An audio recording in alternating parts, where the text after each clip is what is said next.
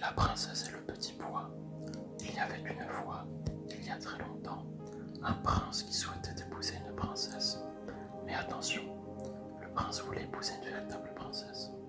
Pour la trouver, le prince fit le tour du monde, et à la vérité, des princesses il en rencontra beaucoup, mais rien ne lui permettait de s'assurer qu'il s'agissait de véritables princesses. Il y avait toujours quelque chose en elle qui lui paraissait suspect, et le prince ne souhaitait pas prendre le risque d'épouser une jeune fille qui n'aurait de princesse que le nom.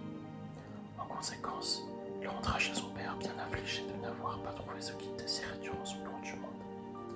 Un soir qu'il faisait un temps horrible, les éclairs se croisaient, le tonnerre grondait, la pluie tombait à torrents. C'était épouvantable. Quelqu'un frappa à la porte du château. On s'empressa d'ouvrir pour découvrir une jeune fille. Mais grand Dieu, comme la pluie et l'orage l'avaient arrangé. L'eau ruisselait de ses cheveux et de ses vêtements, entrait par le nez dans ses souliers et sortait par le talon. Alors que rien ne pouvait la laisser supposer, la jeune personne se présenta comme une véritable princesse. Bien qu'elle fût très belle, sa piteuse apparence y créa le doute chez le roi et la reine. Pourtant, le prince était déjà tombé sous le charme de cette princesse. Princesse, c'est ce que nous saurons bientôt, pensa la reine.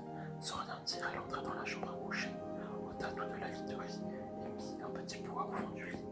Ensuite, elle prit 20 matelas qu'elle étendit sur le poids et encore 20 étrendons qu'elle entassa par-dessus le matelas. C'était la couche que la reine destinait à la princesse. Le lendemain matin, on lui demanda comment elle avait passé la nuit.